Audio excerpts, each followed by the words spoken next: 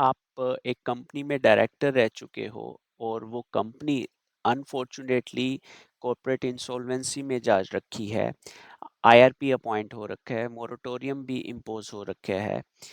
लेकिन moratorium impose होने से पहले आपने कुछ चेक्स इशू कर दिए थे, अब वो डिसऑनर्ड हो गए। अब जैसे ही डिसऑनर्ड हुए तो कंप्लेनेंट ने आपको भी एज ए को एक्यूज बनाया, मेन कंपनी को तो प्राइमरी एक्यूज बनाया ही, आपको भी को एक्यूज बना लिया। तो इस केस में जब मोरेटोरियम इम्पोज हो गया है, इस केस में, इस सिनेरियो में आपकी लायबिलिटी क्या बनेगी? वाइकेरियस लायबिलिटी बनेगी या फिर आप ऑनरेबल हाई कोर्ट के पास जाके क्वेश्चन प्रोसीडिंग डाल सकते हो।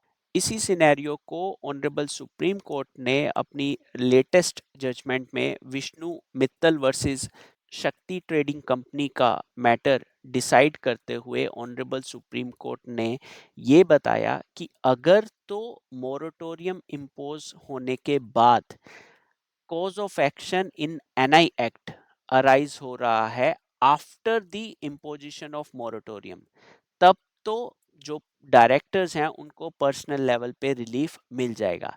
लेकिन ऑन द कॉन्ट्ररी, अगर एनआई ऑफेंस का सेक्शन 138 ऑफेंस का जो कॉज ऑफ एक्शन है prior to imposition of moratorium period हो रहा है, तो then in view of the P Mohan Raj judgment of the honourable supreme court कोई रिलीफ नहीं मिलने वाला डायरेक्टर्स को एट पर्सनल लेवल में।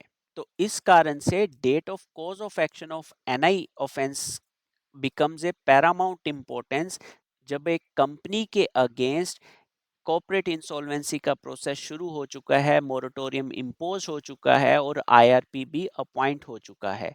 इस जजमेंट को अगर आप डिटेल में समझना चाहते हैं तो आप नीचे लिखे डिस्क्रिप्शन लिंक पे क्लिक कीजिए and we have discussed this judgment, इसके एनालिसिस को डिटेल में we have gone through to help you in understanding the impact of the date of cause of action in an NI Act versus the Section 14 of the IBC.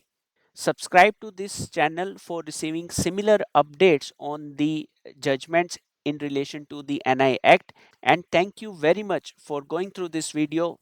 Jai Hind.